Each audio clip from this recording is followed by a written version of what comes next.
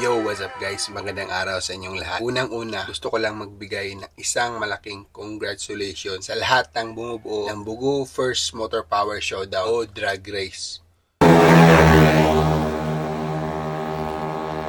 Sulit talaga ang event. Ang daming tao. Ang lakas ng sigawan. Congrats din sa lahat ng mga organizers. Alam namin na pinaghandaan nyo talaga tong event na to.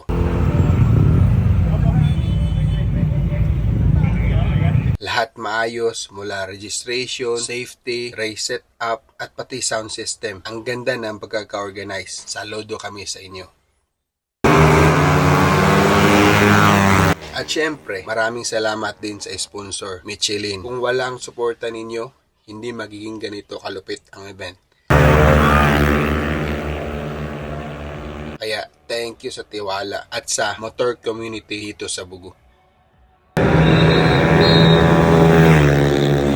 Congratulations sa lahat ng sumali sa showdown. Grabe kayo. Ang lakas ng mga motor ninyo. Yung iba, parang kulog sa bilis. Napapatanong talaga ako, ano kayang upgrade ang ginawa nila sa makina? Share nyo naman sa comment section. Baka makakuha kami ng idea. At ako mismo, grabe ang experience ko dito. Habang nanonood ako, kinakabahan talaga ako. At na-excite ako sa bawat banat ng throttle. May part talaga sa isip ko na papabuild kaya ako ng ganitong setup. Grabe, ang lakas kasi. Nakaka-inspire.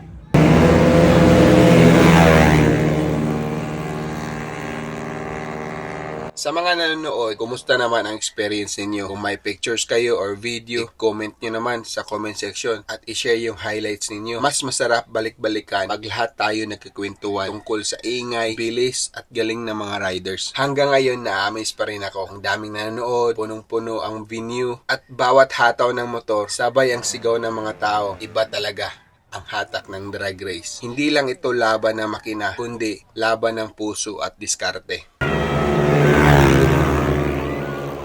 At ito pa, nakita nyo na ba ang mga trophies? Ang ganda, pang display talaga. Kung ako nanalong ganun, lalagay ko talaga agad sa kwarto. O sa grahe, ang motivation para sa susunod na laban.